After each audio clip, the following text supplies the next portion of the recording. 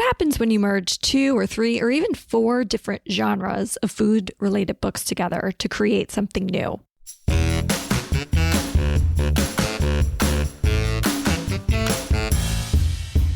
Welcome to Everything Cookbooks, the podcast for writers, readers, and cooks. This is Kristin and Molly, and today I'm here with Molly Stevens.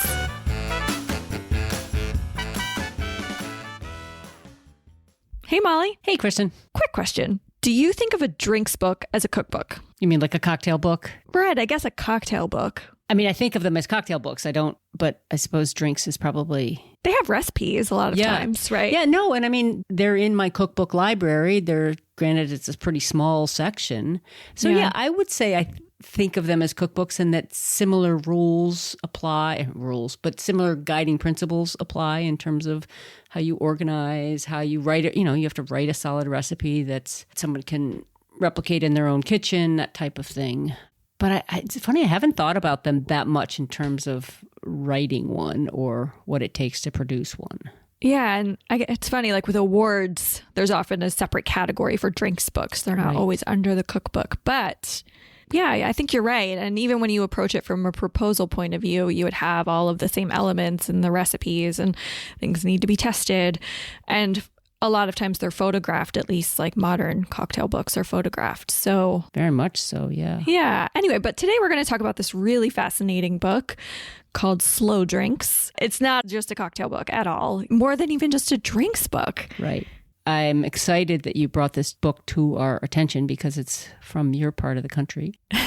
So today our guest is Danny Childs. He was the beverage director at a restaurant in Cherry Hill, New Jersey called Farm and Fisherman. And while working as a bartender there, he created essentially like a brand around himself called Slow Drinks, which then became the title of this book.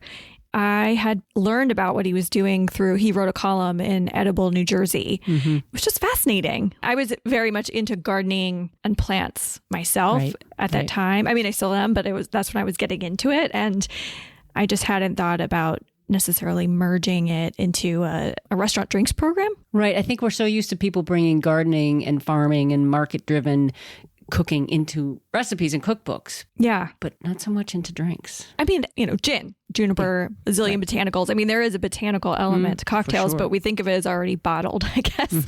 And so not as much anyway prepared. And yeah, this book is so cool. It's like preservation and ethnobotany and a lot of great storytelling. So I'm very excited to have him on and hear about the creation of this book. Danny, welcome to Everything Cookbooks. Thank you. I'm very excited to be here. It's great to meet you. Likewise. Before we get into your beautiful new book, I actually would just love to hear about how Slow Drinks, the concept, came to be. Sure. So my background is in ethnobotany, a field of anthropology that studies the relationship between cultures and the plants that grow around them and how they use them for different things. And hospitality was something I always did to have money. I worked at an Irish pub in college, sports bars, you name it. My first bartending job was in South America, actually. I was doing that at night while I was conducting ethnobotanical research during the day in Santiago. And it paid for my room and board. Well, I'm not to go too deep into that bar program, but it was definitely like from scratch, just because that's how we had to get citrus juice and make simple syrup and get fresh herbs. And so we were using a lot of things that grew in the city and that we got from the market every day. I came back from, it was supposed to be a year-long gap year. And I joke I'm in like year 15 of it now. This is after college? Like undergrad? Okay. Yeah. In college, I did ethnobotanical research in the Amazon, in northern Chile in the Atacama Desert, and in southern Chile. And I took my MCATs. I was getting ready to pursue an MD PhD program. And I ended up working, again, just sort of as I was like going to be applying on a farm and living on the farm. My farmhand wages were not really making ends meet. So I did what I always did and went into a restaurant. the Farm and Fisherman, and was introduced to a new level of hospitality. And the Farm and Fisherman's in Cherry Hill, New Jersey. Not necessarily a culinary hotbed, but this was a wonderful restaurant that was about 15 minutes from the farm, so it was convenient. And so I began, while I was working on the farm and working at the Farm and Fisherman, I became immersed in slow food. I was getting into fermentation with just surplus and excess we had growing on the farm. And our chef kind of suggested, hey, you might be a good fit for the bar. So I began working behind the bar, and I started to work with Slow Food on their Arc of Taste. And I thought, well, somebody must be doing slow drinks. Let me go on Instagram and see what that's like. And the handle was available. And so I snatched it up and sat on it for 8 months while I'm just like, what is slow drinks? Like, what is this thing, and really like trying to envision the program that I was kind of tasked with building there. And over the course of the next 9 years, Slow Drinks was born. Yeah, I was wondering what year you started bartending at Farm and Fisherman. Yeah, 2014. Yeah, wow. And then you said you got the Instagram handle, and so you were creating sort of a brand around it, but did you start writing about slow drinks before this book process, or? Yeah, so to go back a little bit, in college, I wrote a senior thesis that my advisors joked was the longest thesis in the University of Delaware undergrad history, 250 pages. And I just got really into like research, and like, my advisors were my editors, and I just got really into the writing process. And before I even was like fully bartending at Farm, this is probably 2015 at this point, things started to kind of connect to the ethnobotanical background that I had in my brain. And so I just started a Google Doc, and, it was growing and growing and growing. And I really wanted to like study the ethnobotanical landscape of South Jersey and Philadelphia and the shore and Pine Barrens. And when we got our first bit of attention at the bar, it was from Edible Jersey. A woman named Jen Hall said to me, I think you might have a book here somewhere. And I was like, Jen, I'm so glad you said that. I have this very long Google Doc, and I don't know what to do with it. So she suggested that I start by writing for Edible Jersey. Cool. And our editor there, Teresa Politano, it was a bi-monthly publication. She said, think of each column, as maybe a snapshot of what the book will be. And so the first thing I wrote about was rhubarb. The second thing I wrote about was Pine Barrens blueberries, pawpaws, cranberries. And there are pieces, verbatim from these early columns that are in the book. Teresa starts helping me with putting together a proposal, and I begin to send it out late 2019, early 2020. You could probably guess what happens next. Yeah. The pandemic hits, we have a baby, the bar closes at the restaurant, and the publisher we're talking to Chelsea Green, they kind of pulled the plug on the project. I don't think they could truly see the vision, and that was probably because the proposal wasn't fully up to snuff in hindsight. It was also the pandemic, and I think everybody was having cold feet in general. So it wasn't until Jonas Strauss reached out to me 5 months later and said, hey, I think you might have a book here. Same thing Jen said. And we began to work on the proposal for the next year. When you were first sending it out, you were unrepresented. You were not working with an agent? I was unrepresented. I actually didn't know this backstory. And it's interesting because Chelsea Green they do so many books that are related to plants and fermentation. Yeah. So it actually in some ways would have been a natural fit, but in a way I'm glad. Yeah. that it didn't work out. Yeah, because you said you then spent another year working on the proposal.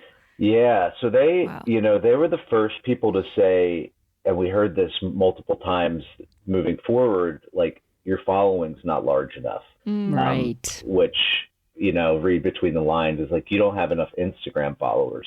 Mm-hmm. Yep. And you're in Cherry Hill, New Jersey, and there's a lot of snobbery around, not snobbery, but just bias toward New York, San Francisco, LA 100%. a lot of times. So it's like suburban New Jersey, Yeah, strip mall tavern. Yeah. Yeah.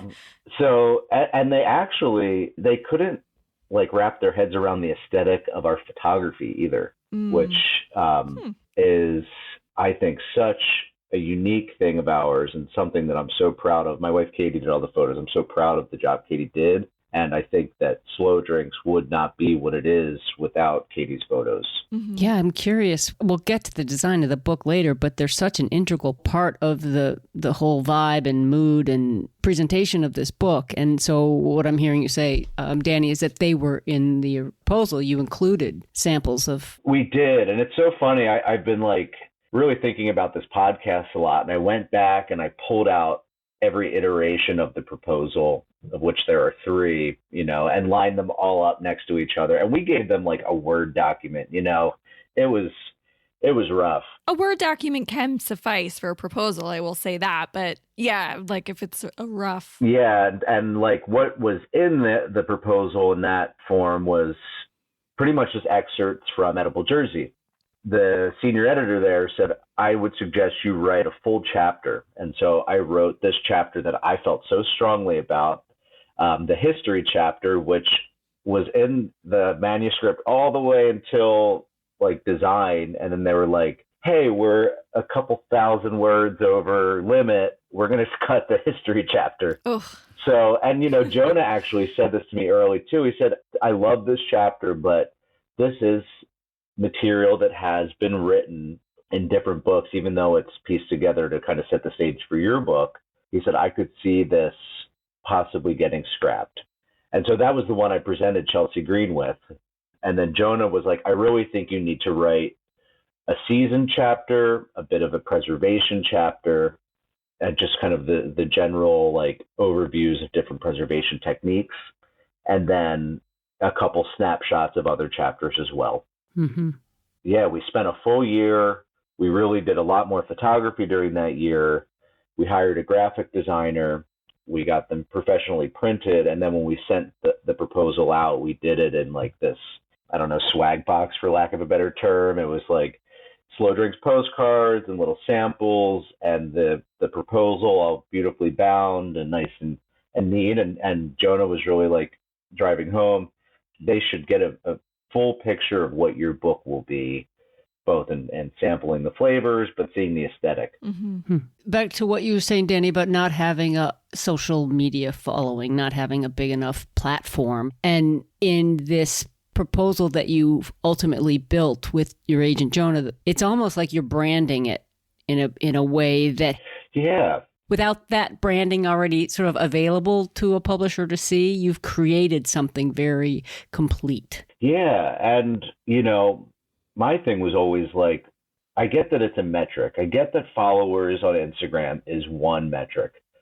But can I be an expert in something, write an amazing book on that topic, and then the followers, come from that product? Like, does it always have to be the followers first and the book second? You know what I mean? Mm-hmm. And so I heard this multiple times along the way. And now we're almost at 10,000 followers, which I feel like is the kind of like nice round number when you say the K that like you have it, So obviously we have continued to build the brand, but it was definitely an uphill battle over the years. And it's very organic. And I think in the nature of what the Slow Drinks project is, it's like followers come from, collaborations and press but it wasn't like the BuzzFeed video clip that, got us 20,000 followers overnight. So they come slowly. Yeah. They come slowly. This whole project it's all part of it. Yeah. 9 years later. And so ultimately, in the end, Hardy Grant picks up the book. Yes, Hardy Grant picks up the book. It came down to them and 10 Speed. And in my mind, 10 Speed was like the kind of golden standard of like food and drink books. But Jonah was like, there's a publisher from Australia. that they're coming into the U.S. market. And he's like, I really like them. I really feel like they would be a great fit. And ultimately, that's where we land. And I'm so happy that we did. I love Hardy Grant. I love our team there. They love us. They have Katie's photos decorating their office, which wow. Yes. is like, Jenny Wapner. Yeah, she's your editor, right? And she came from 10 Speed. So in some ways, like part of the reason that we look up to 10 Speed Books. I mean, they have just an amazing team, but Jenny was on that team in the past. And so was Lorraine. Oh, I forgot. Yes. And Lorraine, she does marketing. And we've had her on the podcast in the past. Yeah. Yes. Yeah. So Jenny went out of town, and Lorraine decorated her office with Katie's photos, which is like the nicest compliment ever. That's great. Well, I was just wondering how closely the final product resembles that package that you presented. So it definitely does in aesthetic. The cover is the same. And so that for them was like, this cover is just so indicative of what Slow Drinks is. It's botanical. There's clearly fermentation at play. It's an elderflower spritz is the cocktail on it. It's dark, it's moody in our aesthetic. The great thing about working with Jenny were a lot of editors that I met along this sort of shopping around process were like, write your manuscript. I'll talk to you in a year. Yeah. Mm-hmm. Jenny, I'm a new author. And so I was like, I voiced this to everybody. I would really love to have regular check-ins. And Jenny was kind of like, send me every chapter as you complete it. And so the book began to take shape, but really it did because of Jenny's input and guidance. So yes, it does resemble the proposal, but it also, through that process of really doing the whole thing front to back, began to kind of show itself, what it would be. Yeah, that is interesting. And it's so true that many book editors are like, talk to you in a year. And I actually just was helping somebody who was working with Jenny Wapner. I was like amazed that she's like, oh yeah, I send her every chapter and then she sends me edits. And then, we go back and forth a little bit. And I was like, wow, that's cool. She's amazing. And this book it's a complicated book because you're sort of walking this line between ethnobotany and gardening and foraging and preservation and recipes. And it's not there's no cookie cutter about how this book came together. So I can imagine how important it was to have, or how helpful it was to have Jenny to work with you as it took shape. 100%. I mean, it was how do we make this book, which is obviously so linked to the slice of the earth that I live in, how do we make this applicable across the country and across the world? Because releasing with Hardy Grant means it's going to be in the UK and Australia as well. And so it was really about making it sort of a manual where the first half is like the how-to, the sort of template and the springboard for how you make slow drinks anywhere. And the second half is, this is what it looks like in praxis over 4 seasons in southern New Jersey. And every recipe in those last 4 chapters goes back to one of the preservation master recipes.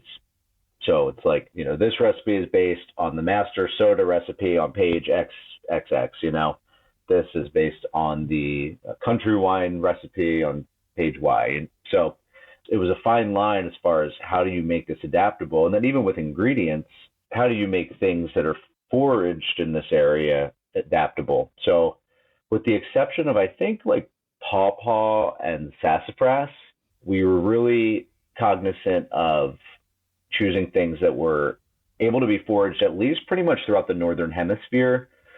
In many cases, things that dipped into the Southern Hemisphere, and about 50-50 with things that you could also likely find at a good farmer's market or grocery store. It was about making it approachable and also ambitious, but scalable and adaptable to make slow drinks no matter where on earth you live. Was that the intention from the beginning? It was definitely honed in a lot. I think the contract was somewhere like, I think it was like 60,000 words in the contract. And I had, in my proposal, asked for like 100 to 120,000. So it was like, and wow. I think we ended at 80. Okay. So there was some compromise, which was nice. And so I, like in my original proposal, I had a lot more ingredients in there. And I currently have another Google Doc going with many more ingredients. So we'll see what becomes of that one. But we honed in on those seasonal chapters to 8 ingredients and a seasonal Amaro per. Yeah, I love the seasonal Amaro. I actually used to read Danny's column. I think I was like, these are so cool. I feel like it's worth mentioning. I think you DM'd our page to Jonah the first time. So I do believe a thank you is in order here. I was reading the acknowledgments just the other day, and I felt very touched to have made them. But yeah, it was funny. I sent it to Jonah. I was like, this is the most interesting thing I've read in a long time. You should reach out to this guy. That's amazing. You love everything cookbooks, right? Well, we love making it for you. And if you'd like to help keep us going, go to everythingcookbooks.com/support. There, you'll find links to our new merch, the coziest t-shirts and sweatshirts, and our bookstore where we earn commission from every book you buy. You can also leave us a review on Apple Podcasts or wherever you listen to the show. Again, go to everythingcookbooks.com/support to find all the ways to show us some love. And thanks for listening. There's just so much information here, too. And it's really interesting to hear you talk about how you work to make it not so place-based that it wouldn't be applicable. I'm in the East Coast, a little bit further north, so there's a lot of similarities, but just the information, especially the master recipes, that whole basics chapter, I just found myself just like, marking things, tagging things, just in terms of learning the process. And I'm just curious, Danny, about your sort of writing development as a writer, because clearly your background's academic. Well, it's a combination, bartending and academic. And you talk about that thesis that your thesis that was so long, and how, because this writing, I'm not going to say it's unacademic, but it's very digestible. It's very, you story driven and yeah. And personal. Yeah. Oh, the opening chapters are just really anybody who wants to hear a good story. It's an incredible story. How did you develop that writing? So it's so funny. The first time I ever submitted an Edible Jersey article, I gave it to Teresa, and it was very academic. And she was like, Danny, this is interesting, but I don't want to read this. I want to hear about your story. I want to know about your background. I want to know about, your current living and life situation, your experience with farming and ethnobotany and foraging. I don't want to know the full natural history of rhubarb. and so that really always stuck with me of how do you get information across, but still do so in a way that's personal and relatable, intriguing and relatable. Mm-hmm. Yeah. Mm-hmm. And even just the way that the book is with recipes, it's, about 50-50 alcoholic and non-alcoholic. So I didn't want to put ourselves in just an alcoholic category. Even the spirits, I think so many cocktail books, you feel like you need to spend a small fortune to stock your bar and make the recipes. And it's not really about the spirits for me. It's about the ingredients.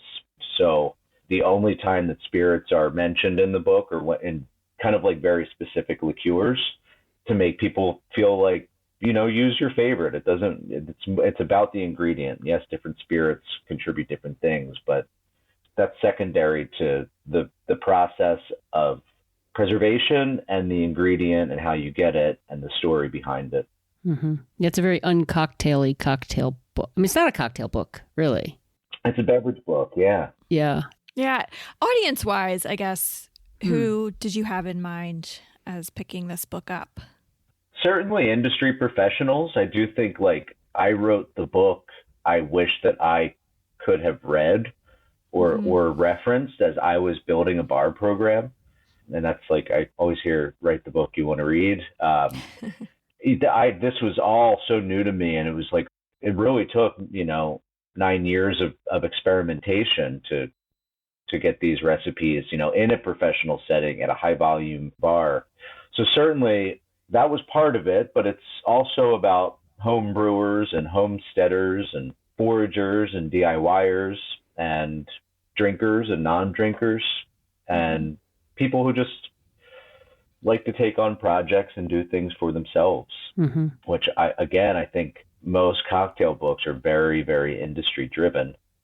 And so I think that this is unique in that it appeals to a much larger audience by design. Just looking at the blurbs, you have a lot of great blurbs in your book. Like you have Jim Meehan, who, a bit huge in the cocktail world, but then you do also have, I think, David Silber, yep. Yeah, David Silber, who wrote The Noma Guide to Fermentation, which is an amazing book. And then you also have Marie Viljoen. I don't know if I'm pronouncing her name right, but I love her book, The Forage Harvest Feast. And she just does so much in the urban foraging world. So it makes sense. Absolutely.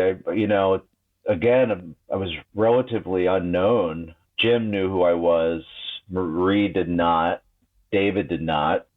But these are people that I kind of idolized when I was new on this path, and people whose work I referenced all the time. And so I thought, these are the people I want to write blurbs because these are the people who inform my approach. A nerve-wracking thing, Yeah, asking for blurbs. Yeah. Yeah.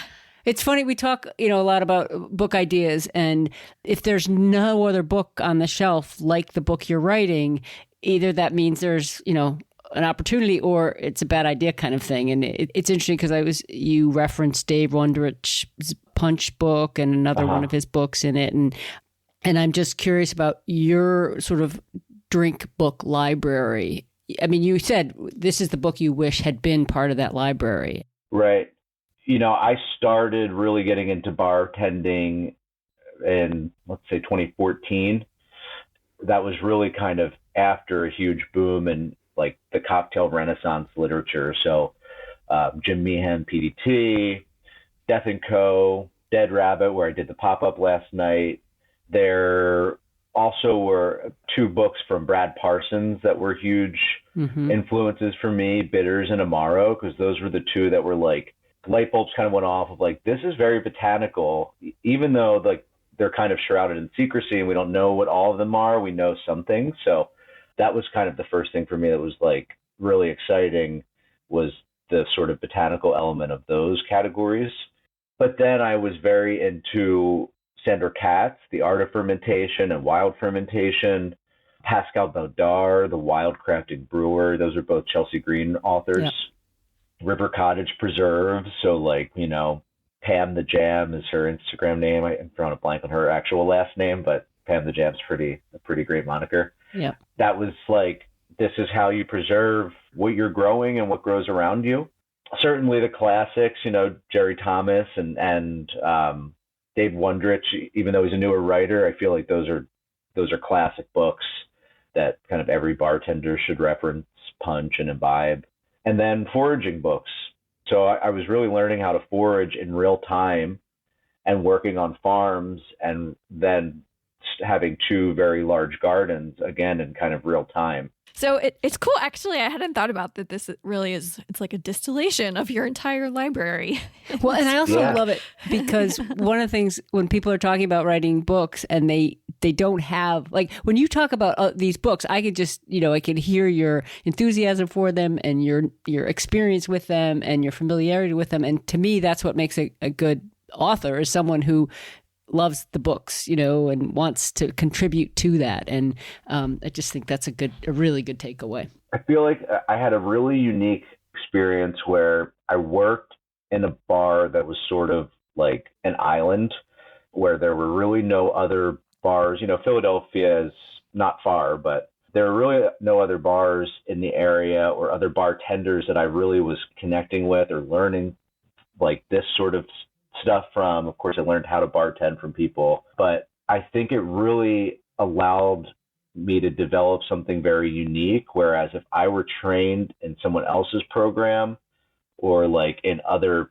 people's programs, I would be always, I think, emulating those things in my style. And so I think that all of my education really came from these books. And so like you said, like I have referenced these, the pages are dirty and bookmarked, and like I use them a lot through the years. And so that's where my education and my kind of philosophy came from, was just sort of piecemealing all of these things together into slow drinks. And is that how you learned to write a drink recipe? Edible Jersey was a good experience. Jenny helped me a lot, and Carolyn, who was another editor on the Hardy Grant team, they really kind of like picked apart these recipes. Like, because when I'm making a marrow, it's like a handful of pine and 2 pine cones, and so like they're like, what is a handful of pine, Danny? Like, can you weigh that? So that really made me kind of approach them more specifically and gave me some more constraints to work in. Interesting. So they really pushed you, like dialing that all in. Yeah. It's got to be challenging writing so many of these recipes because a lot of them have very long ferments or maceration periods, and then they're so hyper seasonal too. So obviously you talked about how long it took to create this book, and talk us through about the whole process of developing and testing recipes for a book like this. Yeah, that was a real thing. So certainly many of the cocktail recipes were from Farm and Fisherman. A lot of the longer term ferments and projects were from the pandemic. So like I mentioned, we had a baby at the beginning of the pandemic. I was out of work for 6 months. Katie went back to work actually first. So I was a stay-at-home dad. So I was doing a lot of these things then. And it was actually really like kind of when our Instagram presence grew. Just, I think a lot of people had time on their hands and were looking to like sink in their teeth into projects like this. And so that was kind of when I like started really making vinegars and started making wines and beers and meads, which are kind of the longest term projects in the book. I had been making liqueurs at Farm and Fisherman and Amari and sodas, but as far as like those other types of fermentations, those were done at home.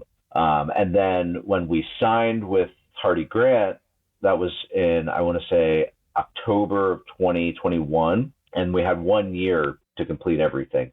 And so I retested every recipe in the book over the course of that year, which was like a pretty massive undertaking because I really wanted to get like timing down perfectly and quantity down perfectly and flavors as well. My hope is that people make these recipes, obviously, and I've heard like less than 10% of people actually make recipes in cookbooks or recipe books. But of course, I'm like the industry person in my brain and the person who makes recipes from cookbooks. I'm like, I got to make sure that these are totally sound. And so that year of really like specking out every single ingredient and quantity and hyper seasonal, like little slivers of time. And then also having Katie photograph them in those hypers. Like, I don't know that another photographer could have done this book because that wasn't living in your house with you. Yeah, right. Well, exactly. No, I can't. Like, because it's like, Katie, pack the kids in the car. We're going to the pawpaw patch today. And so, like, yeah, I know other writers and photographers are like, this set of 3 days, we're going to do 60% of the photos in the book, but that is not an option with our book. And so, that was a challenge, but again, I think ultimately that resulted in something very unique and proprietary. Let's talk about the visuals, not just the photography, but you have illustrations as well. Yeah. Yeah. How did you decide to add those? The book with illustrations that I was always most drawn to, and again, this is one of the ones that I use the most in my kitchen, is salt, fat, acid, heat. And I loved Wendy Mack's way of conveying Samin's ideas through charts and diagrams and just the complementary like visualization of the ingredients. And so I asked Jenny like early on, I did say in the proposal we would love to have an illustrator. And I said, what about Wendy? She's like, I don't think so. She's very busy and I don't even really know that she does any books anymore, like cookbooks that are not her own. She sent us 2 people. I don't remember who the one was by name, but the other one who we ended up with was Molly Reeder.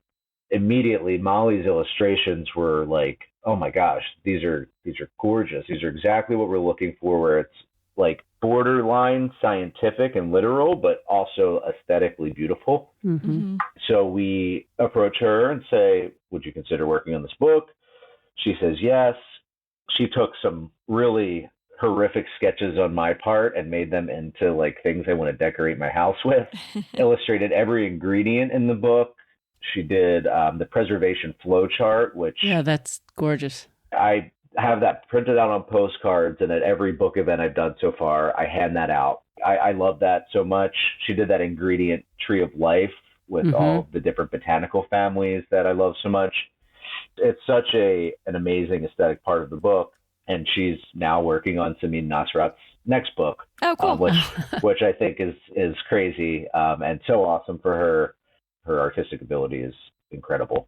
Right, and to take your concept and to put it into an illustration. Yeah. I mean, cool. that ingredient tree of life and the preservation flow chart that I presented her with, like, is hilarious. Yeah. And then what she created with them. And then there's rounded corners, which is so cool. Where did that idea come from? I don't know. That was just a surprise when we got it. That was really cool. Hardy Grant, I love it. Genius. We Ashley Lima was our designer for the book, and she did an amazing job. I love the little splashes of colored pages throughout. We definitely intentionally chose sort of like a field notes font for everything that feels almost like a field manual. Absolutely. I remember hearing Jim Meehan talk on a podcast years ago about how he designed his book to stay open on a table, so that people could put it on their table and like do things with their hands and not have to hold it open. And also he mentioned that having pages that could take a little bit of wear and tear and maybe a splash. But the rounded edges were just a Hardy Grant touch that they surprised me with. That like is such a common thing that we hear when people see the book. It's like, oh, I love the rounded edges. Right. Well, and it's so interesting to hear you talk about it too, because it does have, I'm the person with the, little wildflowers of North America, but, it has this field note, field guide feel to it. And that's so in keeping with, the content and the subject matter. Yeah. It's brilliant.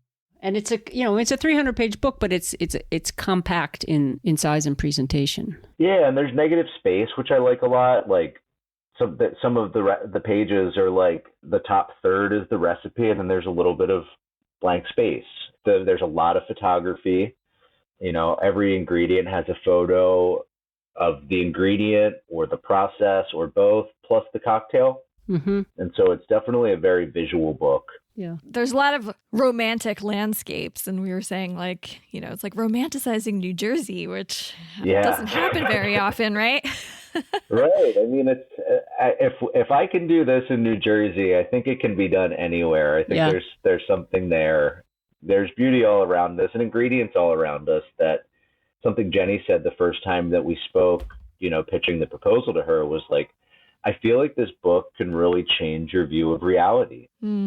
Change the way that you view those dandelions in your yard, where you might not think of them as a weed anymore, but you think of them as a source of making wine or like dandelion root coffee and espresso martinis. We're just driving down 95 and seeing sumac lining the entire corridor of the northeastern United States. And like, this stuff's all around us. Yeah. I went far away to do my ethnobotany, and coming home and seeing like my own home region through this lens was like really eye-opening. It was like, there is ingredients and food and beverage ingredients to be found everywhere, no matter where on earth you are. Yeah. And medicine, right? I mean, and medicine.